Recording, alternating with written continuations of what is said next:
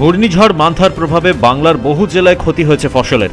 সকাল থেকে দফায় দফায় কলকাতা ও তার পার্শ্ববর্তী এলাকাগুলোতে ব্যাপক বৃষ্টি হয়। গাঙ্গেয় উপকূলবর্তী জেলাগুলোতেও বৃষ্টি শুরু হয় গতকাল থেকে। আজ সকালে তার প্রভাব বাড়তে থাকে। বেহালা শিলপাড়ায় ভেঙে পড়ে কৃষ্ণচূড়া গাছ, দীর্ঘক্ষণ বন্ধ থাকে যান চলাচল। মান্থার প্রভাবে বাঁকুড়ায় ব্যাপক ক্ষতি হয়েছে ধানের জমিতে। হেক্টরের পর হেক্টর জমির পাকা ধান নষ্ট হয়েছে বলে দাবি করেছেন কৃষকরা। মহাজনের ঋণের টাকা কিভাবে শোধ করবেন তা নিয়ে চিন্তায় রয়েছেন তারা। এই তো অকাল বৃষ্টিতে হয়েতে আমাদের চাষিদের যা ক্ষতি হবার হয়ে গেল। এখন চাষের এখন এই পরিস্থিতি, এই ধান গলায় তুলতে পারবো কিনা সেটা সন্দেহ আছে।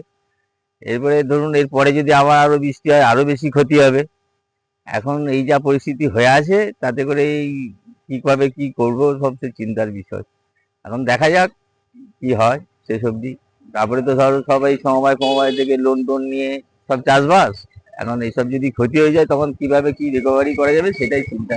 মান্থা মঙ্গলবার রাতেই আছড়ে পড়ে অন্ধ্রপ্রদেশের কাকিনাড়ায়। গতকাল রাত 11:30 থেকে 12:30 মধ্যে ল্যান্ডফল হয়। সে সময় ঝড়ের গতিবেগ ছিল 110 কিলোমিটার। তারই প্রভাব পড়ল বাংলাতেও।